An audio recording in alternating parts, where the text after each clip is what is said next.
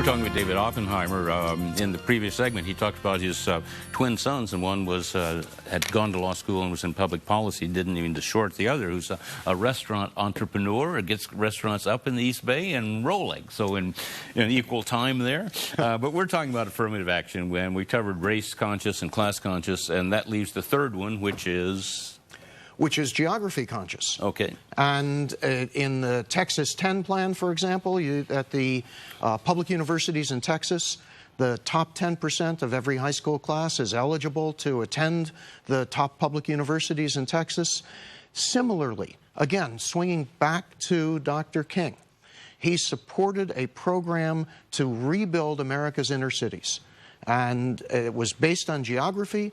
It was very much conscious of the fact that this would largely benefit black Americans, but it was race blind in the sense that he was saying that it's going to benefit poor white people, it's going to benefit poor Hispanics, Latinos, it's going to benefit whoever lives in these inner cities, which particularly in the 60s were so disadvantaged, and in many ways largely remain that way today, despite the rebirth of some of our inner cities. Let me interrupt you and go Sure. back here. Just so when you say the Texas 10 plan, that means that all of, let's say, just make it easy, all of the counties or whoever, districts, all the high schools, that the 10% refers to the top 10%. Right. And they are granted admission. Exactly. Into, I assume, Austin, if they wish. Austin, it's the top 7%.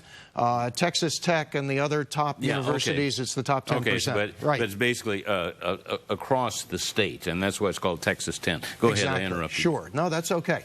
The point that I take from all this is that we should understand that the three forms of affirmative action that we've discussed here are not mutually exclusive, that there's no reason that we can't do all three, that they each serve a different purpose, they each give us a somewhat different result, but when we combine them, we are accomplishing more.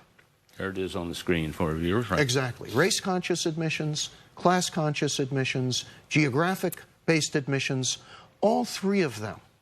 And what I've learned from going back and looking at Dr. King's speeches and looking at his testimony is that he would have, if he were alive today, been telling us, don't choose one over the other, choose all three.